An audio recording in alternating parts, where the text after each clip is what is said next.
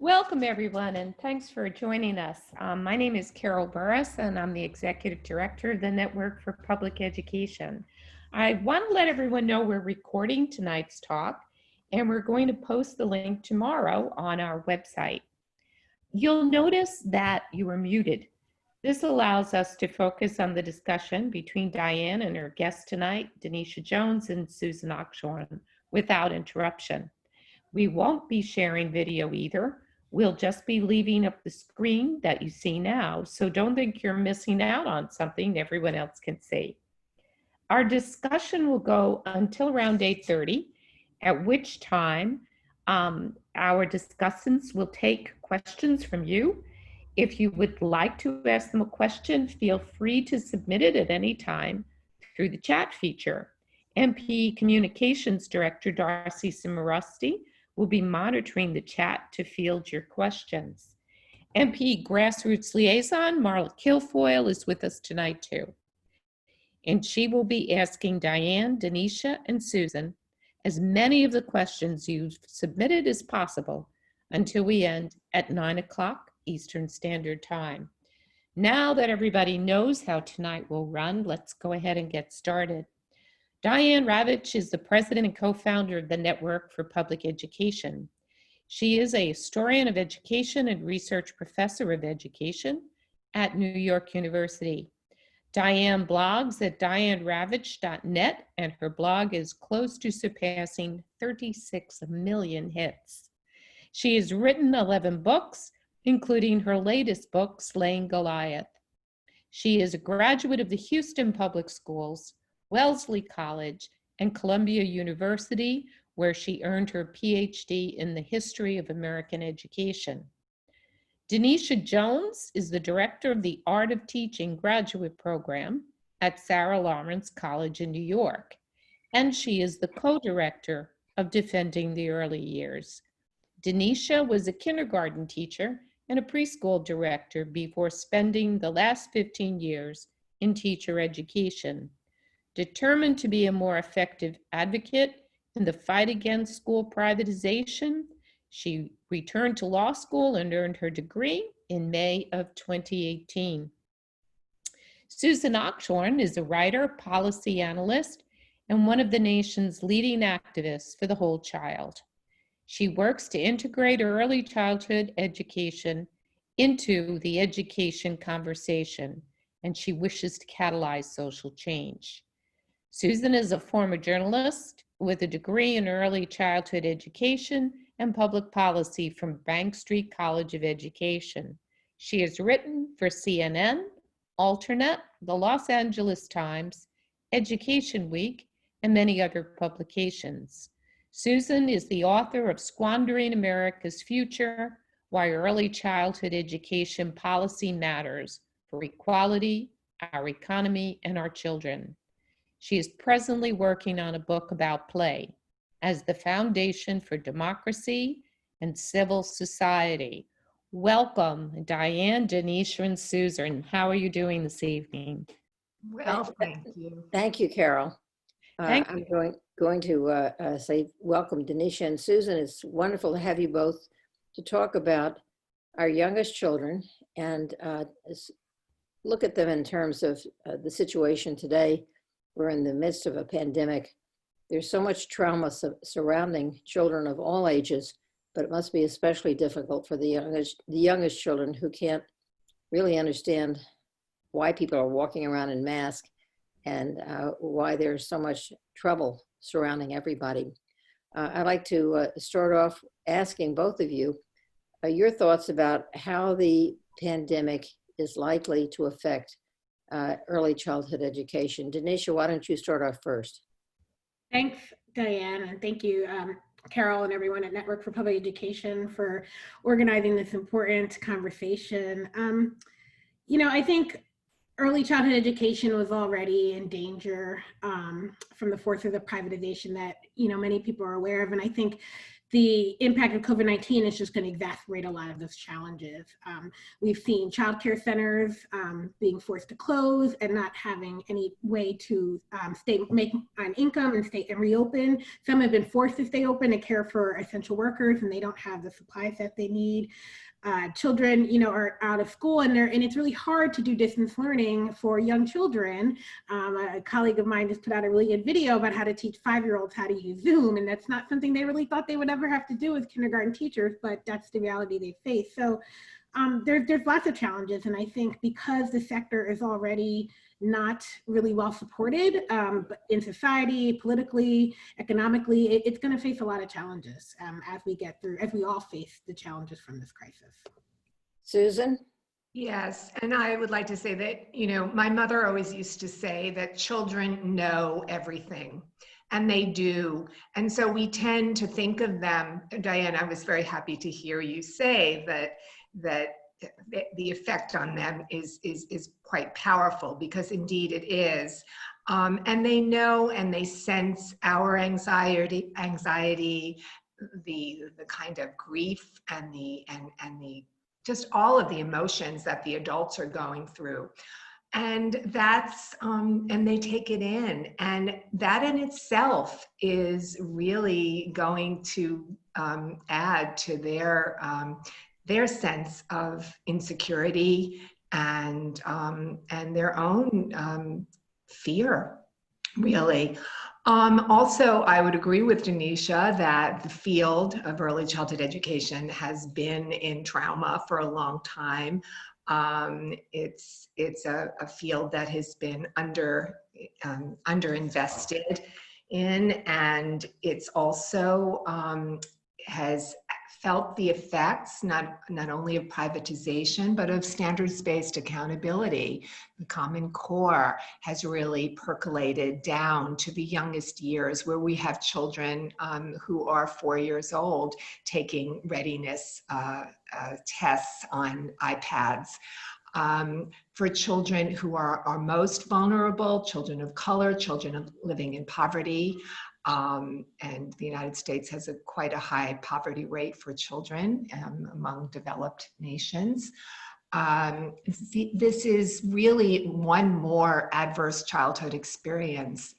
Their parents are trying to feed their families. We have 26 million who are applying for unemployment.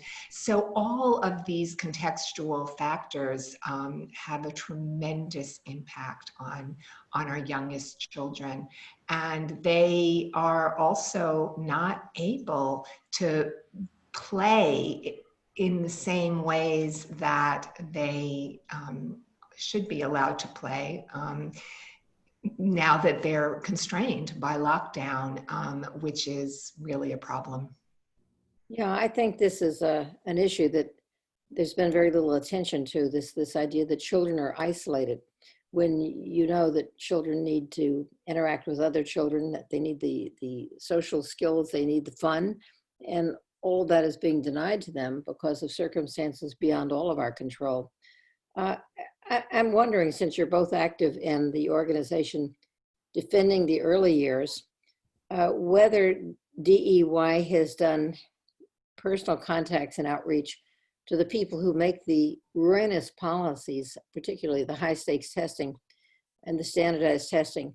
And have you ever sat down with someone, either the state or the federal level, and congressional aides and our members of Congress, and talked to them about what it means for a 3 or 4 or 5-year-old to take a standardized test? Yeah, I mean, we reached out and we try and draft information to send to them. When Elizabeth Warren was still officially in a presidential race and released her education plan, we liked it, but we were concerned that she listens to a lot of economists and not to early childhood teachers, and so we kind of drafted this open letter to her.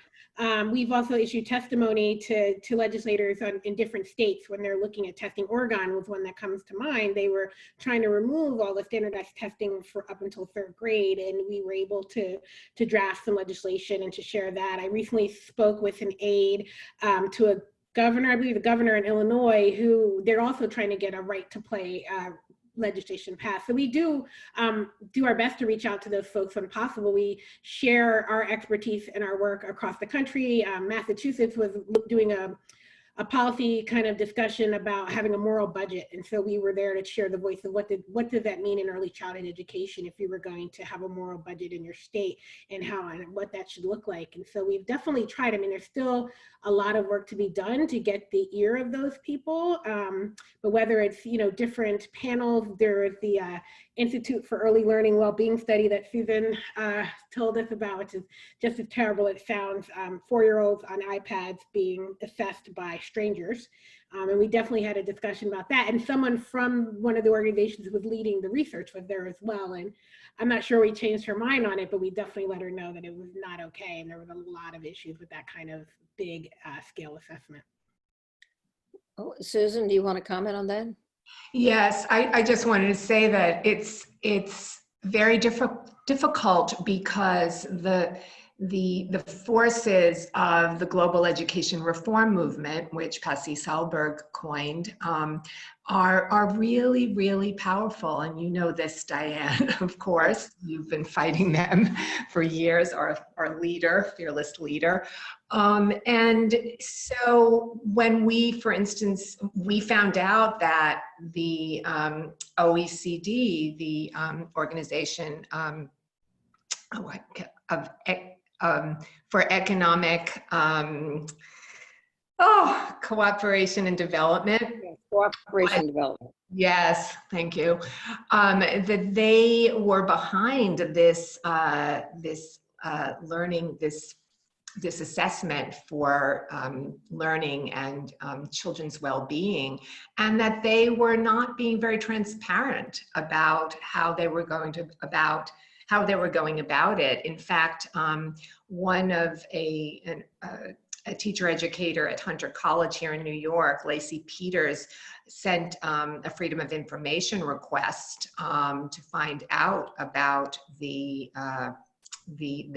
where this assessment was being piloted, and they put up a brick wall. So that is very, very scary. And then you have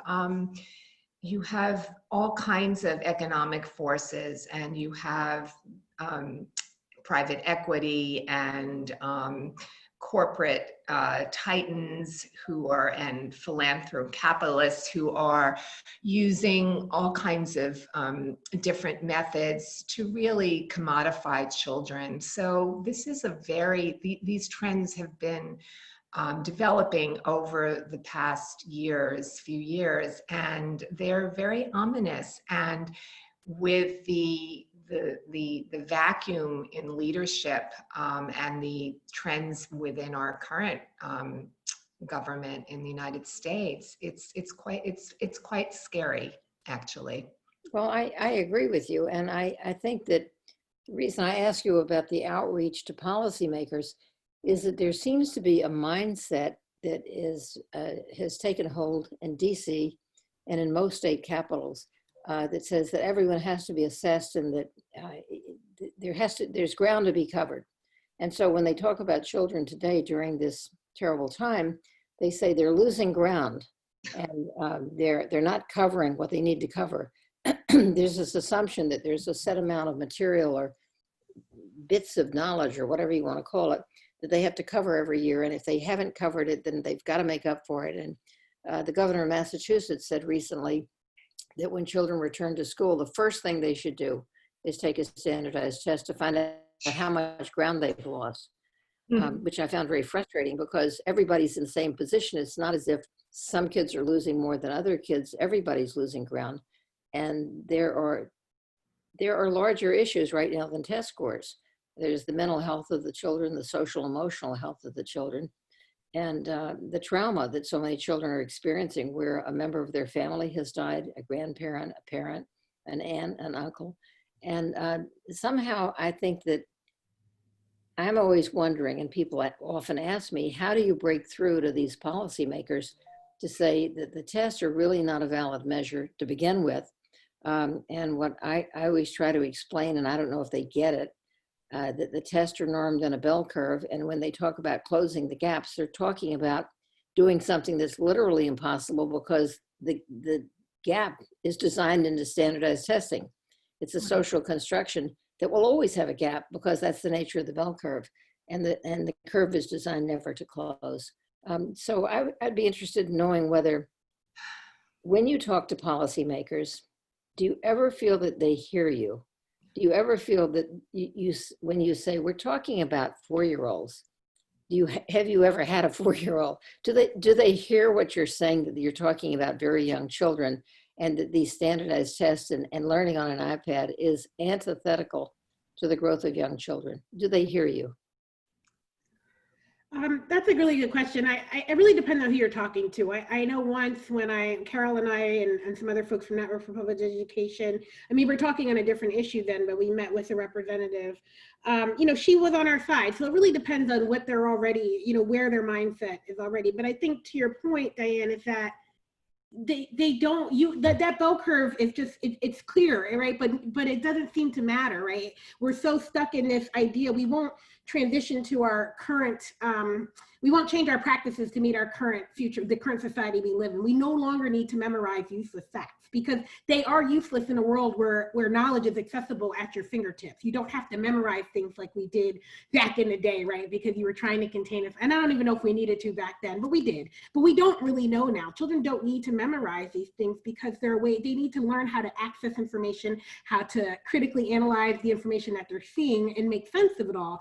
And we're just not willing to adjust. And so I haven't met many, the policymakers I will talk to, the governor of Illinois, the folks in Oregon, they were on our side. They wanted our support. And so yes, there are some who get it, but they struggle to get their colleagues to agree. They struggle to get the guidelines implemented in the way that they want to. So I think there are some who get it and they recognize it, but they're up against traditional society norms that will not let go of these outdated notions that learning is only looks like one way, that the children go to school just to be filled with useless knowledge, and that assessment through standardized testing is the only way to measure that. And that's a hard battle to overcome, but I think it's not the policymakers so much that we need to change, it's the parents and the teachers and the children themselves, because once they say that enough is enough, they have more leverage, against the policymakers. And I think that's something we really need to focus on. Susan? Yeah, I just wanted to say absolutely. And I think that the parents are a major stumbling block. There is tremendous anxiety among parents. In fact, the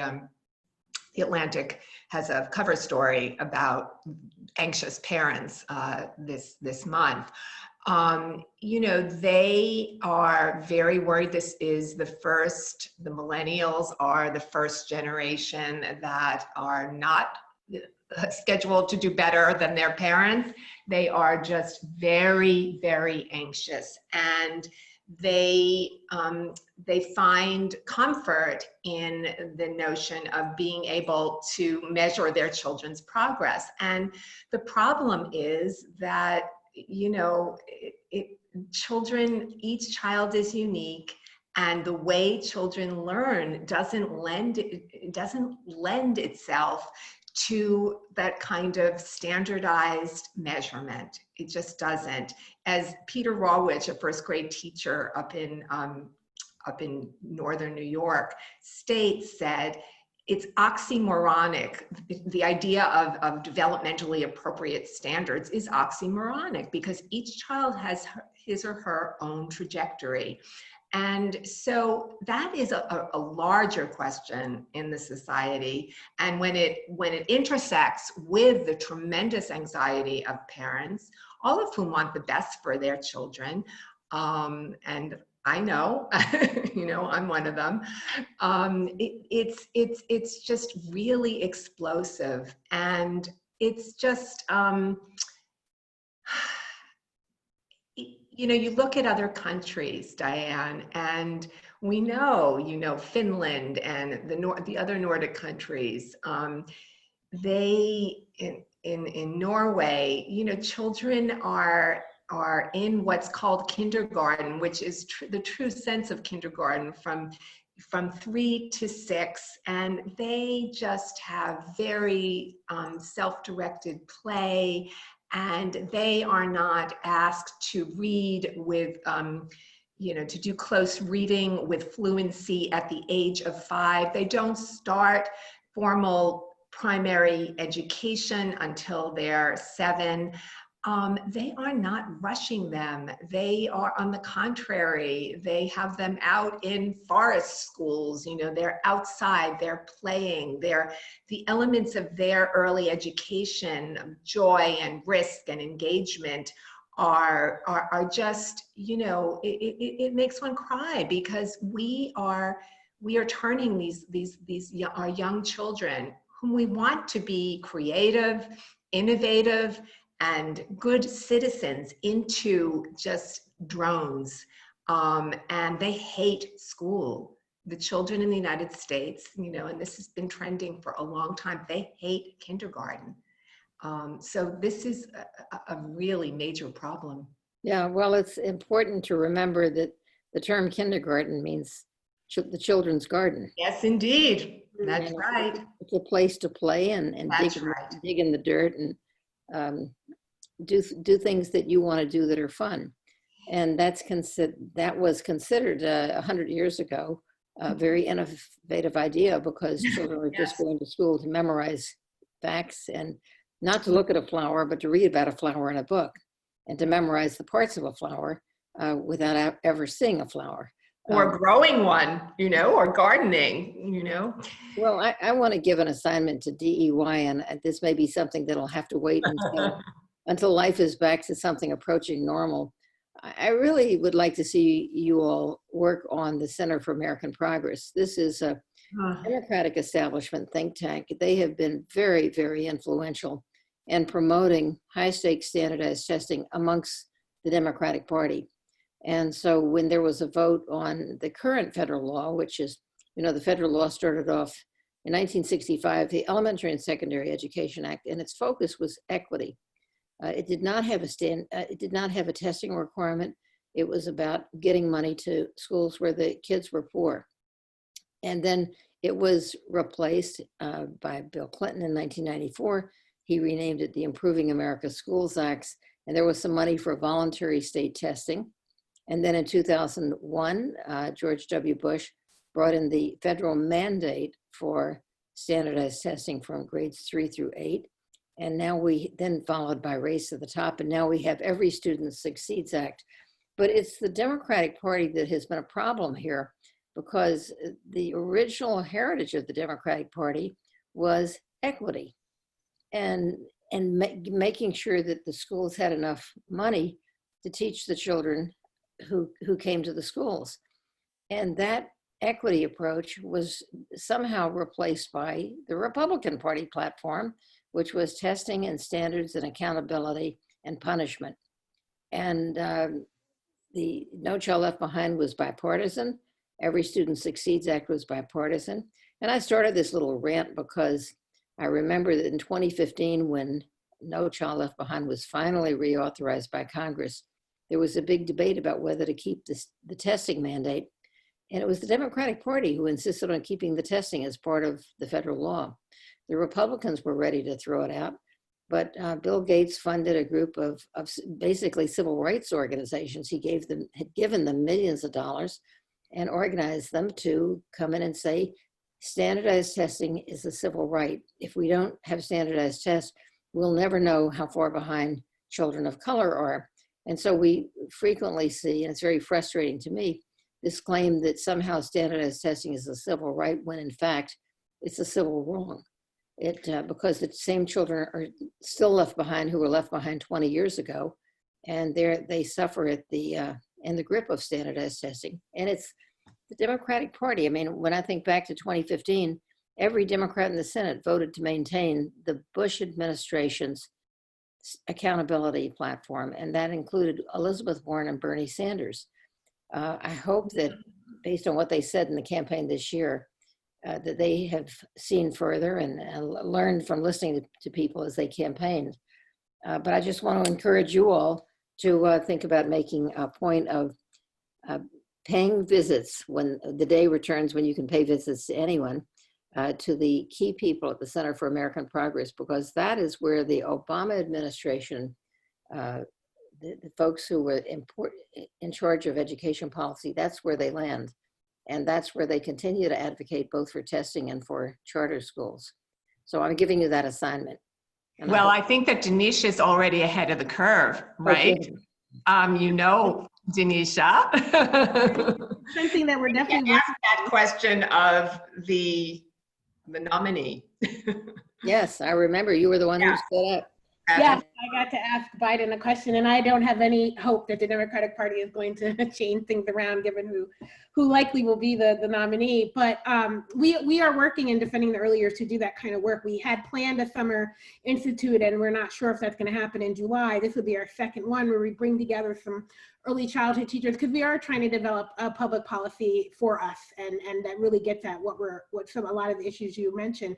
But I did just want to briefly, talk about your mention of the civil rights group. One of my law professors was president of one of the civil rights organizations at the time when he was co-teaching one of my courses, and we talked about this issue, and we sparred back and forth because I knew his organization's position on testing. And I think it's easy to be dismissive and say, you're crazy. That's a horrible solution. But the problem is still not being addressed, right? And the problem is public education has never, ever, ever, ever served Black and brown children well. It wasn't designed to in this country. It was legally created to not serve them well. And only when the legal system was then forced to change course did it start to serve them, but it's never served them well. And so I understand why some people have bought into this false notion that you need standardized testing to actually, I don't understand why they bought into it. I understand why it was sold to them, right? You took a group of people who were historically disadvantaged by a public institution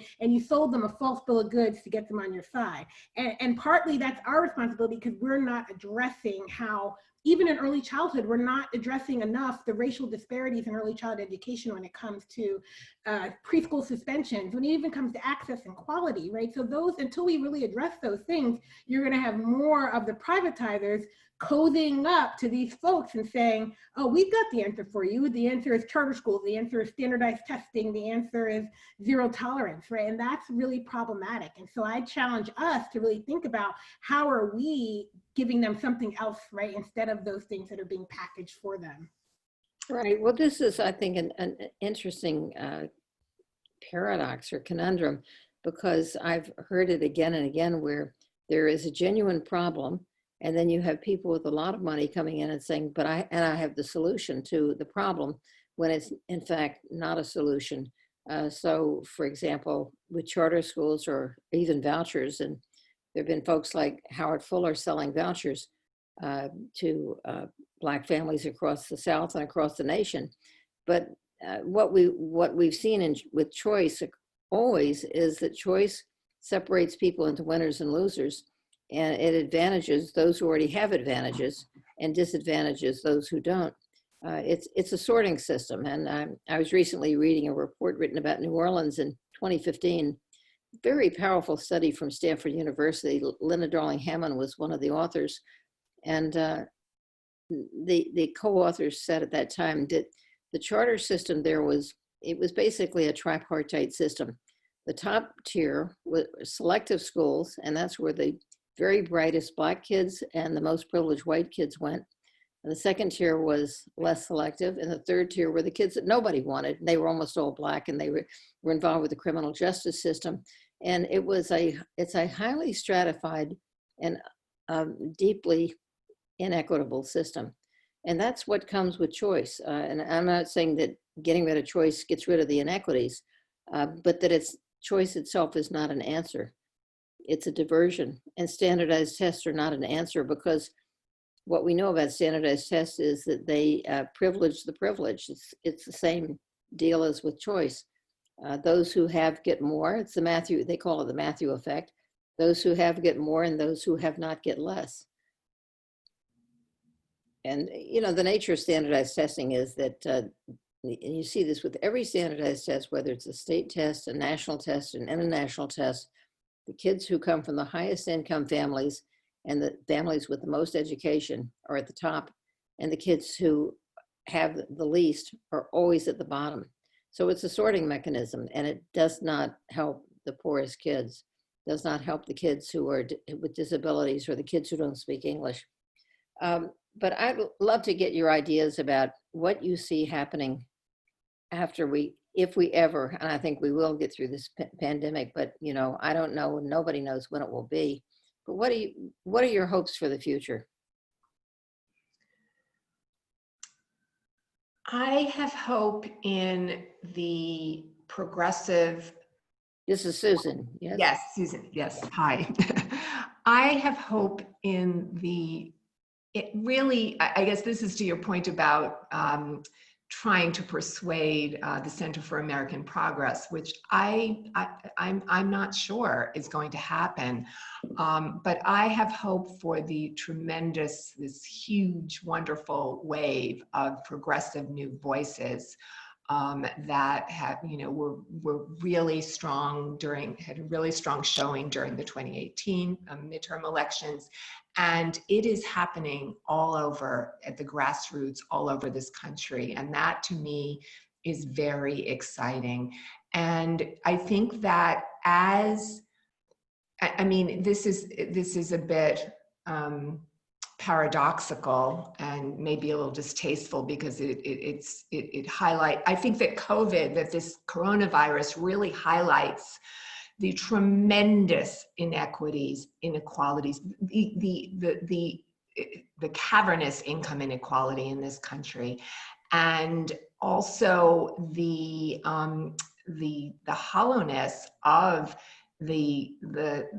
of standards-based accountability. We're seeing what's happening is that more and more people of all classes and races and ethnicities who are now at home and are seeing their children's,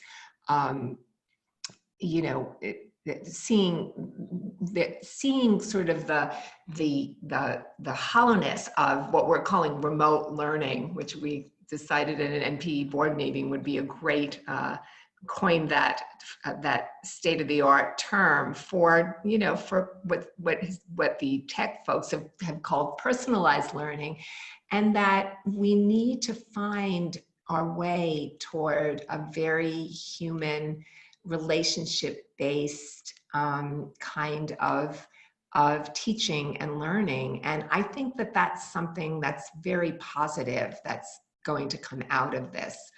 At least I hope so.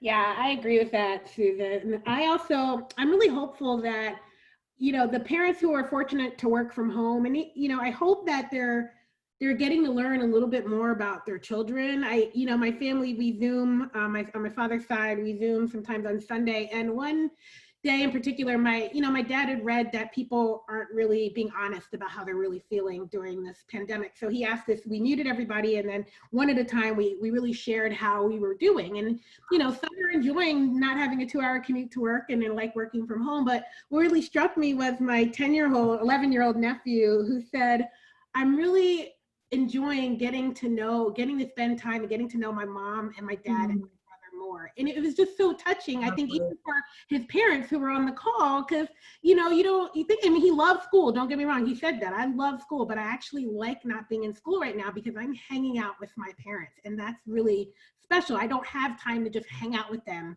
when I'm in school, right? And so I really thought about that, about how that could change people's perspectives. At Sarah Lawrence College, we put a big emphasis in our teacher ed program on really getting to know children by observing them. And so my call to parents, my hope is that observe your child deeply during this pandemic, right? What are they interested in? What are they doing? Really get to know them in ways that you didn't get to know them before, and take that new knowledge and those new connections and new relationships and expect something better when we return to public schooling, right? Because it doesn't have to be the way it is.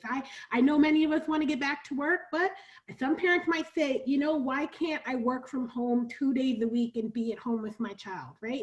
There are different options for different people, but I think that you just really need to take this opportunity. I hope that a lot of people get to know their children in different ways, get to see how active and creative and imaginative they are when they're left to their own devices or out of sheer boredom, which is going to happen, right?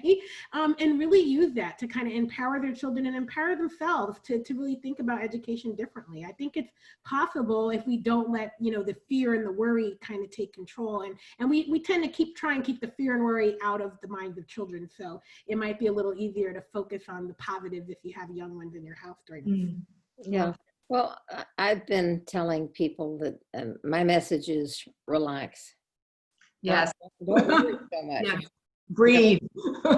You said earlier that the children are very observant, and they need not to sense your anxiety, but especially your anxiety that they are falling behind, which I think is ridiculous. We're all, this is like an enormous stop. Everything came to a halt. We've never experienced like anything like this in our own personal histories. You'd have to go back 100 years. And I found out that 100 years ago during the last pandemic, the Spanish flu, schools were closed in many, many cities. And somehow people managed to get through it. We will get through this. But I think we have to take the pressure off the kids. And what I've observed is that a lot of parents have discovered that they have enormous respect for teachers because they just can't do it. Yes. They feel overwhelmed. I mean, this is in my experience talking to parents and teachers, interacting with them through social media. The parents are saying, this is really hard. How do they handle 20, 25, 30 kids? I can barely manage to handle 2. And, you know, we'll have lessons and then after an hour, they say, what are we doing now? And I don't know what to do. I'm not a teacher. And some of the so-called reformers think that there's going to be an enormous demand for distance learning in the future. If anything, I think this is taking the bloom off distance learning because, for one thing, most parents do have jobs. They do want to go back to work. And they find that they're not very good teachers, and the people who are trained to do it should be doing it, not them. So the parents are eager for school to reopen, but not so eager that they're going to put their kids at risk. And what I hear from talking to relatives, grandchildren, other children, they're kind of bored. They miss their classes. They miss seeing their friends. They miss participating in sports and in classroom discussions. And somehow Zoom or Google Classroom or whatever they're using is not the same as actually being in school and being with their friends. So I hope that one of the things that will come out of this is a new appreciation for what teachers do, the skills they have, the professionalism they have, the importance of what they do, and also a recognition that we are not about to replace teachers with technology, that is just not an option. Technology has its place, but it should be controlled by teachers and should not be used to replace them, as some in the Edtech world do, the Edtech industry. So I think that what concerns me in particular with the little kids is they have been, over the past several years, subjected to a bombardment of testing, a bombardment of technology that is totally inappropriate. And I just wonder, and I think you guys have your finger on the pulse of the discussion about early childhood, whether the people who are in a position to make decisions are able to, I don't see them understanding that a 4-year-old is not a 12-year-old. I don't see them understanding that children need to play. I don't understand them recognizing the value of play. So I think that your advocacy is tremendously important so that children can have a childhood again. And you might have seen this, Denisha. Bill Doyle and Ponzi Solberg responded in Education Next to Checker Finn. Checker Finn said that play was for privileged children, and that the disadvantaged children don't need to play, they need to study. They need to do their lessons and their academics, but that advantaged children can play. And I'm curious to get your response to that discussion. I didn't see it, but I know this argument, and it's really frustrating because I fear that's what's going to happen, right? A lot of people, and this is the argument around tech that we discuss in my classes with my students, and I think COVID-19 is going to highlight in a negative way. access, the digital divide, right? So there's this group of people who claim low income, i.e. kids of color, need more technology because they're behind somehow, because they don't have all the technology that middle class privileged children have. And so that's problematic on many levels, right? Yes, resources are different in families, and that's true, but it's not so much that once given these technologies, these kids can't learn how to use them. Kids can learn how to use technology faster than any of us, right? Like they're going to adapt the minute they get it. So that it's not like they're behind in these technology skills that they're supposedly lacking. And yes, they might not have the computer, the software, the apps, and all of those things because they can't afford them. But we have to get away from this notion that somehow that means that they're missing out on something. And so, whenever I hear those arguments, about, well, and this is the same thing we hear around play. In Massachusetts, our kindergarten teachers were arguing for more play in the classroom. And one of them wrote to us in Defending the Early Years and said, well, how do I answer this person who claims poor, low-income Black and brown children need academics and not play?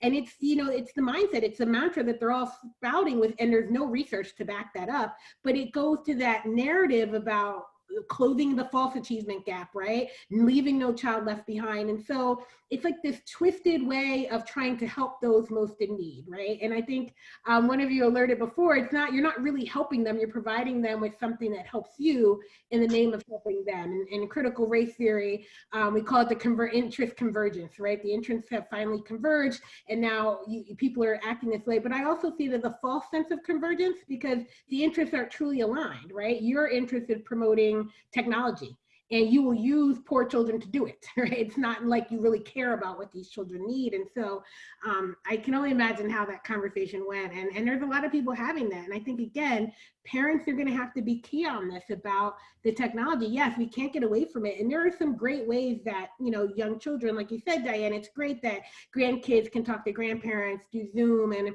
it's good that students can see their classmates, but when they're on there doing digital worksheets, like that, there's no need for that. They're really should be a part of what's happening here. And so I think it's going to take a concerted effort from all the stakeholders to really push back on this push for digital learning, or limit it to only things that are not a big part of the school day, right? We're going to have to really ask for restrictions on how much time children are being forced to do online learning, because it's going to be part of the reopening for most schools. They're going to say, oh, we need to do online learning because of, restrictions around social distancing and things like that. So we're going to have to really think about how we can push back on that.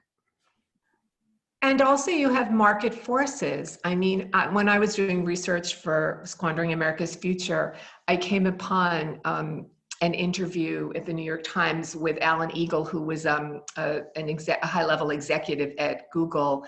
And he was sending his own child to a school. It was a Waldorf school, very progressive, certainly play-based, but very rich early childhood education. And he was sending his children to this school on the peninsula in Silicon Valley. And he said, they don't need technology. It's a no-brainer. They're just, they will learn it, as you said, Denisha, to your point, that they can pick it up very easily. But what I fear on a very deep level is that we are, again, squelching their children's critical abilities, their abilities to really ask questions, to really be participants in the society that we want to create. And play is the place that children learn to resolve conflicts. They collaborate. Their synapses are working so that they're exploring in a hands-on way, and they're engaging. And these are all qualities that we need to have, real strong citizens in a democracy. So it's all very connected. And I too am very worried about the how technology is being driven, and how how technology is taking over. you know, the lives of all children, and especially those who aren't privileged, because ultimately they end up having, they don't have the progressive, rich early childhood education that all children should have. And it just exacerbates the inequalities that already exist in this country. Well, my view is that, and I have to say, going back a second, Susan, you remind me that there was an article several years ago about a school, a Waldorf school in Silicon Valley. It's probably the same one that you were referring to. Yes. Mm-hmm. And most of the children there, it was a very privileged area, maybe in Los Gatos or Los Altos. I forget which of them it was. Yeah, one of them. One of those very ritzy neighborhoods. And the parents were mostly working in companies like Google and Cisco and high-level executives, and there was no technology allowed. And the school first of all, banned technology during school hours. Right. And they discouraged the use of technology at home. They told the parents, don't let them watch television. They don't need the technology. It's important for them to learn to read books and to use their time well, and to, you know, play and learn to do things with their hands and learn to play instruments. And this is what they were teaching. And this is what this is what the experts were doing for their own children. That's right. This reminded me of something that I read many years ago. It was in Forbes magazine, and I'm talking back to the 1980s. They had a cover story in Forbes about the coming revolution in education. And the whole issue was devoted to how technology would revolutionize education. And the technology editor, interestingly enough, had a column saying that he was in disagreement with the thrust of the whole issue. And I wrote this in one of my books. I think it was The Death and Life of the Great American School System. And I quoted this. I had to dig it out of the archives. He said that at the rate we're moving into technology, we will reach a point where poor children have computers and rich children have teachers. And so a lot of the edtech industry is driven by, use the word capitalism. I would say an alternative term would be profits. And these are not educators in the edtech industry. They are entrepreneurs, and they're trying to make a buck off kids and by selling stuff, selling hardware, selling software. And I think that, I mean, the great big secret is you could have a great education and never have any technology involved. So a lot of the money that's going towards technology could be spent reducing class size and giving children more individual attention so that the teacher has time to respond to the needs of the children.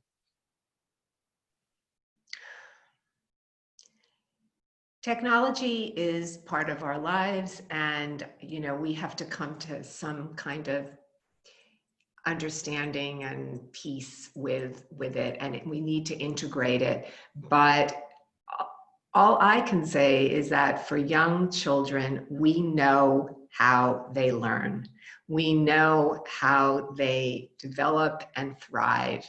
And we know things, you know, neuroscience, the evidence base in neuroscience and developmental science is so robust. And we know that they're losing out on very key elements of this growth process if they are, you know, glued to screens. So we have to find, you know, we're having a reckoning with that right now. Right.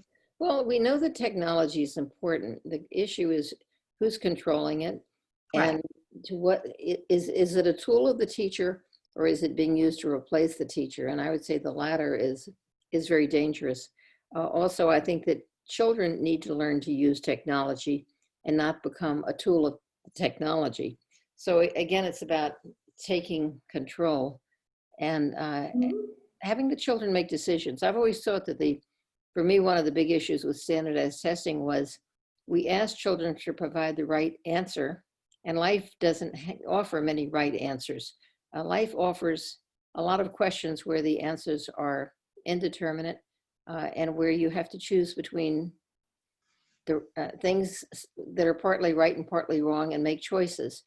And so we're not teaching children that you have four choices and they're all partly right and partly wrong, and how do you figure it out? What we should be teaching them is how do you ask the great questions, not how do you Right. find the right answer. We are teaching some children that. We're not teaching all children that. And I think right. that's what it comes down to. Like, you know, some children get to be producers of knowledge and producers of technology, and some children get to be consumers of knowledge and consumers of technology. And what we've done to parents is make them feel the pressure to be on the winning side of that losing divide. Right. They want their kid on the way, so they're all in competition. So they're going to do whatever it takes to for their child to win, because they've been led to believe that there's only two sides, right? You're either one or the other. And so I think, you know, that's a really big challenge, but we have to realize that some children are getting this type of environment and education and these access and options that we think are so important. And it's just being denied to others, and based on issues of class and race and other issues and other criteria as well too. And so it's important to remember that and to help people see that we shouldn't be setting our children up to do better than the next children, or not care about other children at all, either other people's children, right? That's a big focus as well too. I always ask parents, you know, if you can make decisions that not only impact your child, but impact all children, that would help out a lot. If we all thought about, you know, the greater good and not just individually in ourselves, that would help us. But that flies in the face of kind of what we've been led to think is the American tradition.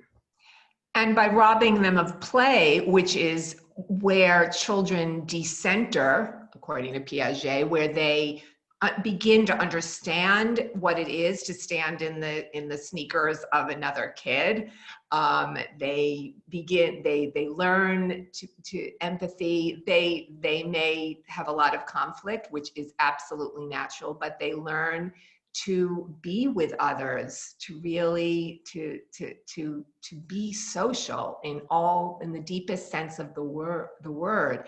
And that is something that is really being redefined in this technological age, and certainly in the kind of play that children have engaged in for ages since they've been on Earth. You know, that is something that is so essential to being human and to being in society. If I could just jump in right now, we have several questions, actually quite a few, and they're all very interesting. So if you wouldn't mind, could we move to the question part of the discussion? Sure. Okay, great. Marla, are you ready? I'm ready. Okay, our first question, Marla. Sure. Good evening, everybody. This question is from Dee, and Dee asks, she says, when young children return to their pre-K and kindergarten classrooms, there needs to be a focus on the SEL and the mental health of these children. Many school administrators do not have a good understanding of child development and DAP, in addition to the mental health needs of very young children in our public school classrooms. So her question is, how can we facilitate and prepare school administrators to meet the emotional needs of our children first and the academic needs second? Denisha, I'll push that to you. Thanks, Marla. That's a great question. And it made me, I was thinking about this when Susan was just talking about the types of play, right? I think we need to prepare to see children play out themes related to the pandemic, because that is how they process what's happening to them, right? You grow up and you play going to the doctor, you play going this, you play. So we're going to see kids want to play pandemic. They want to play go to the hospital. They're going to play that the virus is coming after them, right? And that's actually good ways for them to process what's happening. So we really need to tell them how important it is to have conversations about what happened, what's a pandemic, what is this virus, why did we have to stay home for so long, in simple ways. One of the resources Defending the Early Years put out, and we'll be doing another one, is a video of Susan Lynn and her Audrey, and it's like a puppet, and they're having a conversation and like how you talk to children. So we really need to think about now what we're going to say to children when they come back and they're in front of us, and what rules, or not even rules, but what structures are we going to put in place to really allow them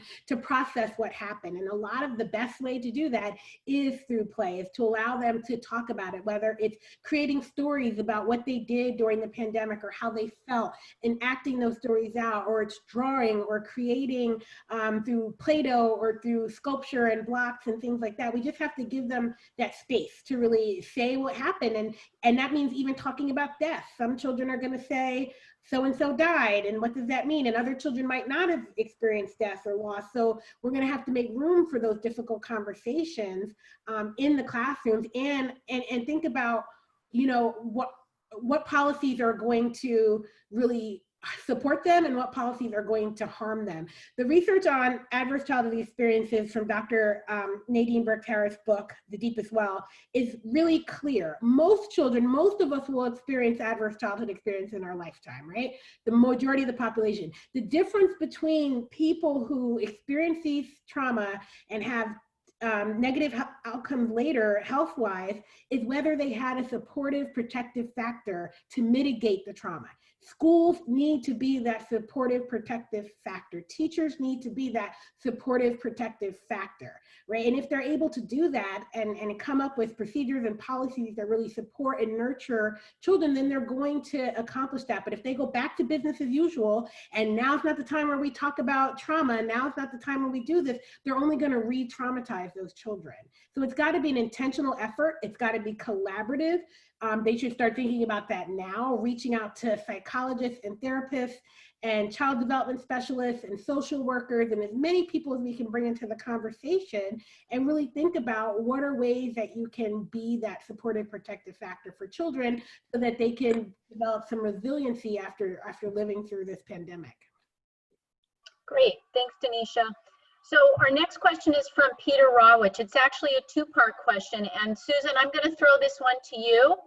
Okay. What do you think are some of the first small steps that we can take to reclaim the narrative of public education? And Susan, if you had a discretionary fund of $307.5 million, how would you, or what would you spend it on? Whoa. Wow. It's a great one. Thanks, Peter. I've been thinking as Denisha was talking and Diane about how do we change the narrative? How do we shape the policies? How do we even communicate with people, the policymakers? And this requires tremendous, just a great surge of activism, of advocacy. And everybody who knows me knows that that's where I am. That's the world that's my mission. In fact, I was trained as a policy analyst, and I really, in frustration, I needed to move to action.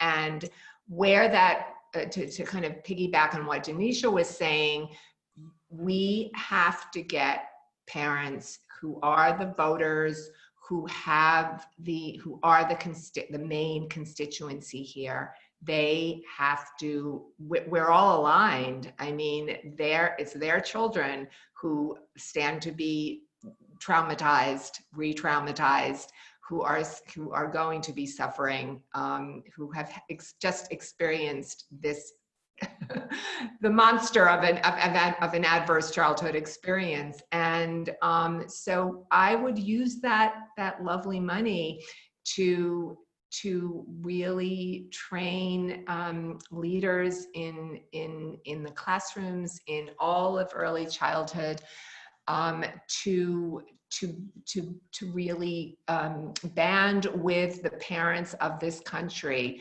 to educate them and to really appeal to everybody's best interest, everybody's passion for doing what's good for the children. Hey, here's a thought, Susan. How about, Yes, Denisha, how about if we take that 300 and some odd million that Betsy DeVos used to promote vouchers and charters and more online education, which I think everyone is soon going to be sick of if they're not already. How about if we take it and launch a PR campaign now that everybody's stuck at home about, first of all, we're all in this together. Our children are not in a race. There is no competition. We all have to get behind doing the right thing for all of our children because we're a society. We have to count on one another. The individualistic narrative that Betsy DeVos has promoted for the last 3.5 years actually fits well with the No Child Left Behind race to the top idea of we're in a race. You're a global competitor and you start racing when you're 3. And we have to let children grow up. We have to let them have a childhood. And we have to seed the idea among parents. And this is why I say relax, because there is no race. This is about raising healthy human beings who are able to face the world and contend with difficulties and feel good about have the self-confidence to continue to grow and to be good people. I'm on board. Let's do it. All right, so this question I'm going to make for all 3 of you. And Diane, I'm going to start with you. I'm going to bring 2 questions together. One is from Susan Kinski, and the other one is from Helge Westmuth. Oh. And we talked about this last week, Diane, with Mercedes, a lot about, Philanthro capitalists and whatnot. So Susan asks, how do you recommend organizing to oppose EdTech and Philanthro capitalist enterprises like Excel and Ed, Jeb Bush's organizations that have successfully pushed legislation that include 3rd grade retention based on high stakes testing there in Michigan? So that's Susan's question. How do we organize against these groups? And Helge asks that, we've touched upon privatization and that the World Bank has recently announced it would freeze investments in private for-profit schools. The second part of that is, do you think the tide is turning globally or in the US? So how do we organize against our Philanthro capitalists, and do you think the tide is turning? Diane, I'll throw that to you first. Okay, well, I wrote my last book, Slaying Goliath, in order to make the argument that the tide is turning and that the people who've been promoting 3rd grade retention, giving schools a letter grade, which is another Jeb Bush idea, harsh accountability for teachers and for students based on test scores, that when they say, if you do these things, wonderful things will happen. The graduation rates go up, the test scores go up, and everybody becomes successful. And it turns out that all of these promises were false. We've seen very little improvement, very little progress. We've seen stagnation. We've seen discouraged children, demoralized teachers, a tremendous drop in the number of people who want to become teachers because of the attacks on the teaching profession. And I think that the teacher strikes began to turn that narrative around and to say teachers stand up for what they believe in. And they made a huge difference in terms, and I thought we were making great progress right up until the time that the COVID came. But I think that even with the COVID and the close down of schools, as I said earlier, there's appreciation for the work of professional teachers and also appreciation for the value and importance of public schools. So I think the tide is turning against privatization. And the reason that there is an organization called the Network for Public Education is we felt that there needed to be at least one organization in the United States that fought back against the privatizers. So if you want to get active, join the Network for Public Education. Doesn't cost anything. Marla Kilfoyle is coordinating activities of the grassroots network across the country. We have organizations in every state in the country connecting and trying to push back against these really bad ideas that hurt children, hurt families, hurt communities, and promote the privatization of public schools and also promote EdTech, whether it's good or not. So that's one way of fighting back. Join the Network for Public Education and learn who your local allies are and work with them to change things, because it's the grassroots that are going to change things. It's turning out the bad politicians like Andrew Brenner in Ohio, who says that public schools are a form of socialism, like the people in Arizona who've been pushing voucher after voucher after voucher, despite the fact that in the last referendum in 2018, they were defeated 65 to 35. They're coming back with another voucher program. In Florida is like a basket case, and it's Jeb Bush's state because there has been such a coordinated attack on teachers, on public education, and an effort to hold everybody accountable except for voucher schools, which have no accountability at all and are free to discriminate if it fits with their religious beliefs. So we have to fight back, and those of us who got involved with the network, and I'm happy to say, proud to say that both Denisha Jones and Susan Ochshorn are board members of the Network for Public Education. We have an incredible board, and we've had great success. We have about 350,000 people who've affiliated with us, and we're the largest organization in the country that's fighting for public schools. And I think that we need to educate public school parents about what's at stake.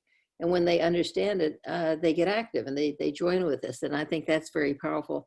And the most important thing we can do is to get involved in elections and elect people who are pro-public education, pro-child, understand the importance of a child-centered education, and understand that standardized testing has gone way too far, and that we need to reclaim our schools as places where children can thrive. Denisha or Susan, do you have any thoughts on that as well? I think I can't top that. Yeah, Diane really covered it, but I will add that I think parents are showing us how unrealistic all of this has been. The amount of work that students are being asked to do. I see, so many Facebook articles and comments and posts. So I think if they remember that, like, this is the kind of work your baby would be expected to do in the schoolhouse every day. Now you're seeing how unrealistic it is to do it at home. I hope they use that and they push back. And I think they see how the technology, we should actually learn from the children and how they respond to the technology. They've learned to give apps low ratings so that the schools won't use it. We need to take a page from their book and do the same thing, follow their lead. They know how to get out of some of these things. They've learned, and these are kids all over the world who do these types of things, right? When a product comes out that the school wants to use and they don't want to do it, they trash the product on social media so that it gets taken out of their school. And so I think we need to come up with creative ways like that to say no to a lot of this technology that's going to be pushed down our throats. Great. We have a ton of questions about play, tons and tons of questions about playing and learning. I'm going to try and weave a few of these together. So the first one is from Corel, and she said, thank you so much for this rich discussion and thinking about the eventual reopening of school and dealing with the trauma, again, that our young children and their families are experiencing.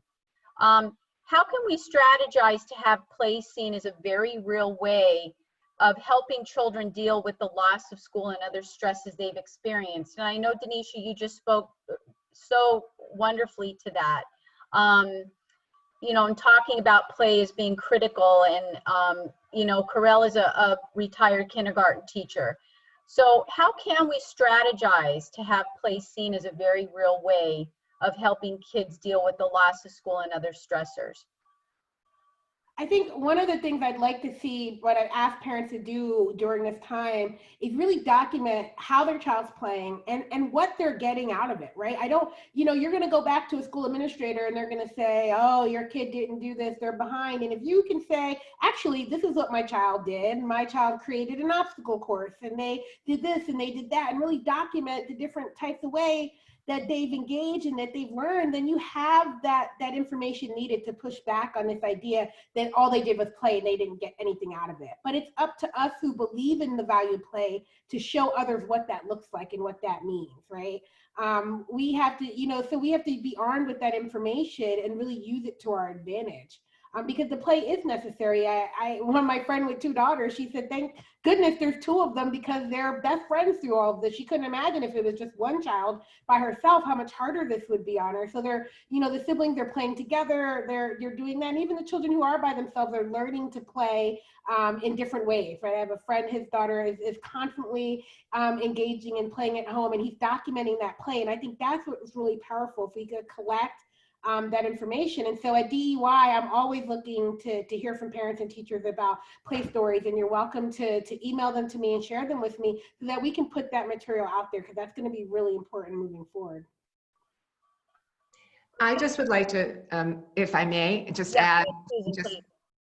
just add something to what Denisha just said. And it just struck me as I was listening to you, Denisha, that this is the task that we have had for years and years, those of us who have been advocating for play, and it goes back before I was in the field, it goes back decades. And I think that what this pandemic offers is a real life, a collective experience that is going to inform the kind of strategies we use, and it's going to strengthen, I think, the work, and I feel very hopeful about that. I want to offer, if I can, two books, which you all may or may not be familiar with. One is the recent book by Solberg and Doyle called "Let the Children Play." Yes. Let the Children Play: How to Save Our Schools and How to Improve Our Schools and Save Society. It's a wonderful book, which is filled with documentation about how the American Academy of Pediatrics recommends play. I mean, all the experts are on the side of play, and the only people who don't believe in play are the people who are making the decisions at the federal and state level, unfortunately. The other book I wanted to recommend is by a woman who is no longer living, but she was a psychologist, Elizabeth Young Brule, and her book was called Childism. The subtitle is Confronting Prejudice Against Children. And she used No Child Left Behind as an example of childism. And she compared it to racism, sexism, and other isms, because she said that in a law like that, with its demand for conformity and obedience and high stakes testing, this was a form of prejudice against children and not letting them be children. So look at childism. Thank you. That's a great suggestion. Susan, while we had you talking a lot about early childhood education and play, I'm going to throw this question from Cora to you. And Denisha, if you want to hop on, and Diane as well. What do you think are the best tactics for elevating the level of early childhood education more broadly? And how do we create structures that give more young people access to play? Susan? Oh, I'm sorry. I thought I didn't. Could you say that again, please? Absolutely. This is from Cora. And Yes. I would like to know what do we think are the best tactics for elevating ECE more broadly? Mm-hmm. And how do we create structures that give more young people access to play? I think that what we've been talking about during this conversation, and that is really joining with parents and early childhood educators to creating that union, which is, in which we find strength, and really educating everyone about the essential nature of play in children's well-being, in their development, in their learning. There are Defending the Early Years is doing amazing work on that, and will continue to do so. But we have to also, we need to expand this work exponentially, because it's a very slow process. But these conversations about the primacy of play, and how children learn best have to be happening all over at the grassroots. And that's the only way we can do it. Yeah, agree with that. And I would add that I think we need to really help people understand what play is, because we still have people who don't really get that. I posted something on Facebook about let the children play, and a friend of mine shared my post, and he's a teacher in New York City Public Schools, and someone commented on it, oh, they don't need play, they need inquiry-based active learning. I said, that is play. And he's like, oh, you're right? So I don't think people get what play really is for children, but play is self-determined, inquiry-based, problem-solving, exploration, manipulation, imagination. It's all those things that children naturally do to satisfy their innate curiosity about life, right? And we want to encourage that. And I think we really need to show that that's what it is and how important it is. And I think we need to remember how we played. I've been spending a lot of time reading about play, and I've been thinking about all the play I had as a kid. And I think a lot of the times I've been part of this fellowship to learn about the Anqi play philosophy out of China. And one of the things they do when they introduce the play is you got to let adults they got to reactivate play, and they got to remember it, right? So they got to play on the material. Then like when I went to China and visited and I started playing, like it makes the shift in who you are, because you all of a sudden remember what it means to play. And I think we need to work with adults and parents to really find that, because we were the last generation who got to play a lot, and we don't remember that for some reason. And we need to like dig deep back into those play memories that we hold and really go back and then play with your children, right? Engage, especially the older children. I think people think play is just for early childhood. Play is for everyone. And you know, my another nephew who's 16, and all he's doing is playing video games.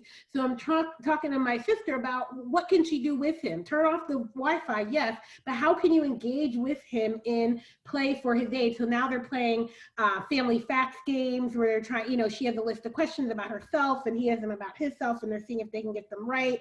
And so they're doing, so I think it's just being involved, right? And really reconnecting with play in your own life so that you can remember how much it helped you. Great. Denisha, I know you work a lot with student teachers, and you have in the past. So I'm going to start this question with you. And Diane, if you and Susan want to jump in, please do. We have this from Kim Vanderbilt. She said her early childhood teachers and student teachers have been put under an enormous amount of stress during the pandemic. Many of our bilingual teachers and student teachers have been asked to fill the void of being technology support due to a lack of bilingual technology support, for example. Some teachers are asked to spend countless hours online and given extra duties. What are some of the ways that we can support new teachers or students teachers as they journey back into real-time teachers? And she says, as one student teacher told her, the trauma is real. What do you think about that, Denisha? Yeah, I mean, it's definitely true. And I appreciate Kim's comments. I mean, unfortunately, I know my students were right in the middle of student teaching when this happened, and it's been a challenge. And some of them are still working with their cooperating teachers when they can. And none of us like being in that virtual space. I think a lot of, you know, I'll be honest, I've been teaching online courses since 2015, right? I was at Howard University, and they had a program to train you how to make your courses online. So I know what online teaching is. I spend a lot of time doing it. I do it every semester, and I actually don't do a lot of synchronous stuff, right? I don't force people together all at the same time. And so I create a lot of asynchronous learning. And I think we need to see the value in that. And if we're forced to do remote instruction, is to really think about, you know, do students need to watch a lecture from you, or do they need to go do something and then you can read about what they did later, right? I think there are ways to hold on to our values and not make it so tech heavy, right? My friend who's got the two daughters, she was saying, you know, play is great, but I'm running out of ideas here. And her daughter's teacher said, you know, have your children make up a board game and then everyone play it. Like, it's those types of suggestions and activities that teachers can be having parents do that aren't really heavy on the technology, but also are still having them engaged, right, in learning and activities in different ways. So I think part of it is just feel free to think outside the box right now and really get children off the computers, doing work that is active and engaging at home, and then maybe using the time where you have to be synchronous to really just talk about what you did and be in that group setting, as opposed to doing the work online itself, right? I think there's just ways. And then when teachers come back to the classroom, you know, they need to be honest about the challenges to online teaching and how much was lost, the connections that they were unable to make with their students at that time, so that people don't assume that everyone can do this. It takes a long time to develop an online class, and none of the teachers who have been forced to do this were trained, and they should not be expected to just pick up and do it when we return without having the proper training and education and being able to really think what works and what doesn't. So I think it's just really important. I mean, we talk about teachers document, but document what's happening right now. Parents document it, children document it yourselves. Like, you know, document what's happening so that you can share it with others and really make sure that your voice is heard when we are talking about reopening schools and resuming and returning back to that in-person instruction. And Diane, how do you see that we can support teachers or student teachers when we do reopen? Well, you know, I've frequently been asked about how teachers can maintain their integrity in a system that demands that they sacrifice it. If they know that testing the kids endlessly and doing test prep endlessly is not helping their kids, and that they would rather be doing hands-on activities and letting the children show some initiative. And what I've said to the student teachers who've asked me the question about how do we survive this regime, I say, and I don't know if it helps or not, that they should develop a sense of who they are, what they believe in, have a clear sense of what it means to be a teacher and of what matters most to the children. And occasionally they will be asked to do things that they know are wrong. But the important thing is that they know that they're doing them, even though they know that it's not the right thing for the kids, so that they can know who they are and have that sense of integrity. So when no one's looking, they can do the right thing and they can continue. Sometimes it's important to be a subversive and a revolutionary because the system is wrong. And when the system is that as wrong as ours is right now, it calls on all of us to have a sense of ethics and responsibility to the children, and to know that the ultimate payoff is that in the years to come, children won't remember who the governor was, and they won't remember who the mayor was, but they'll remember who you were because you believed in them. And it's that connection with the children that will in the end make you immortal. Great. And Susan, what do you think? No, I was very moved by what you just said, Diane. I think,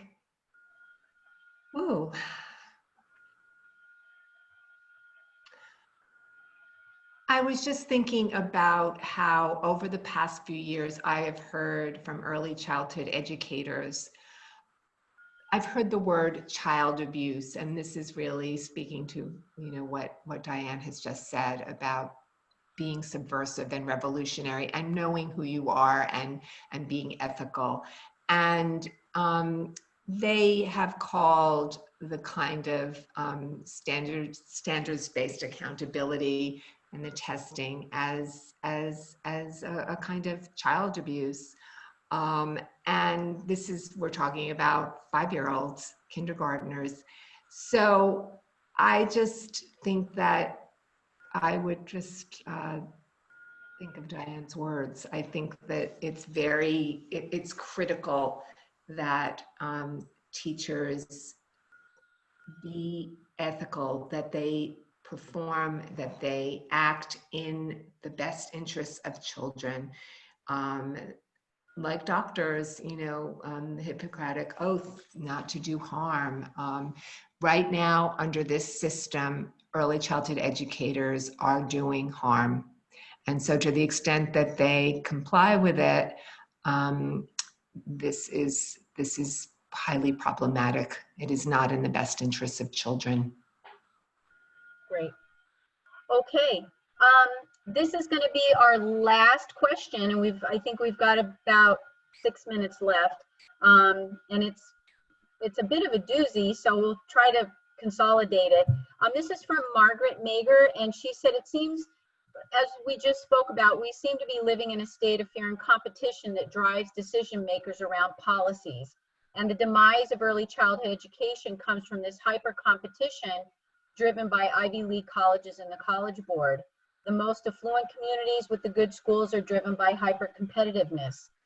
Just very quickly, what are your thoughts on PISA? Diane, I'll start with you.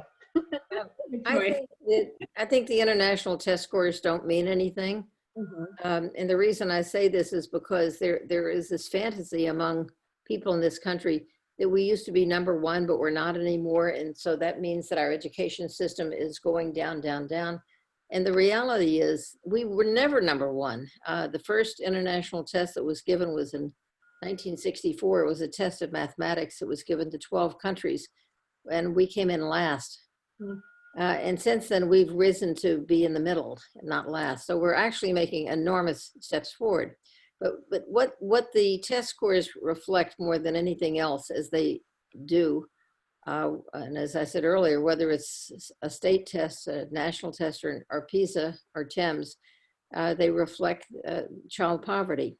And we have a disgraceful, shameful amount of child poverty in this country. About 20% of our kids live in dire poverty, and about half of them are eligible for free or reduced price lunch. And this is shameful. We are one of, if not the richest country in the world, one of the richest countries in the world, and we have an incredible inequality of wealth and of income. And the children are growing up in circumstances that makes them ill cared for, lacking medical care, lacking adequate nutrition, lacking safe homes, in many cases not having a home to go to. And then we say, well, what about their test scores? I mean, this is the wrong question. What we should be asking is, are we providing them with the circumstances and the resources to have a healthy childhood? And the answer is we are not. So we're allowing, the test scores are a result of all of those social and economic factors over which we have control, but which we choose to ignore. And this is why the international scores don't really mean anything other than that we're allowing too many children to grow up in poverty. Great. Denisha? Yeah, I think, you know, when Diane was talking about the bell curve earlier, again, I think what I would say to a parent is, you know, they say, well, I don't want my kid, you know, what about the achievement gap? Until we get rid of the standardized testing, there will always be that gap. So what you're saying is you're okay with some other kid being on the low end, just not my kid. And we need to make that very explicit, that as long as we're using standardized measures, then we are saying some children deserve to be at the bottom. It's a matter of which child it's going to be. And I think when you frame it that way, people are like, well, no, I don't mean some children need to be down there. No one should be down there. Then you're not talking about a standardized assessment. A standardized assessment will never have all children scoring proficiently, right? Because it can't, it's not a valid assessment if that's what happened. They would throw it out and say something went wrong, right? So we need to get, either you're okay with some children being at the bottom or you're not. And then if you're not going to use a standardized assessment, right? And there are ways to determine what children need to know and whether they're prepared to be global citizens, but those things are hard to measure and you're not going to measure them on a standardized test. And it's going to look different based on what parents want for their children. Not every parent wants their child to or matter, it doesn't think children need to succeed in certain skills, right? You're going to have to decide what it is that we want children to be good at, and are we able to help them do that? But if our only way to measure that is a standardized test, then we're acknowledging that some children will always be at the bottom. And I think we need to really push back on that notion. And Susan, you want to wrap it up for us? Yes, I just want to say that we also have to use Victoria Abeles' book, Beyond Measure. I don't know if I'm mangling her name. We have to kind of go beyond measurement. You know, in the early childhood field, early childhood educators have used observation and recording. That was the course when I was at Bank Street that I took. It was really a fascinating experience. And there are other ways to assess beyond standardized assessment. And what these require, though, are expertise and in teachers, and also confidence in and faith in that expertise, in their ability to know children, to be able to observe them, to document their progress, to know what things they need help with, to really see the whole child. And most importantly, it requires confidence in the capacity, the incredible capacity of young children who all are curious, who have an innate drive toward mastery. And that is a harder nut to crack, but that is what we need to aim for. Great. Susan, I can't think of a better way to end up this conversation right at 9 o'clock. Thanks so much for being here, everyone. This is Darcy Cimaresti, NPE Communications Director. I want to thank Diane and Denisha and Susan for being here with us tonight, and for all of you for joining us. And we will be back next week with another conversation with Diane. So we hope to hear from you again. Thanks so much, everybody. Have a great night. Thank you. Stay Thank safe. you.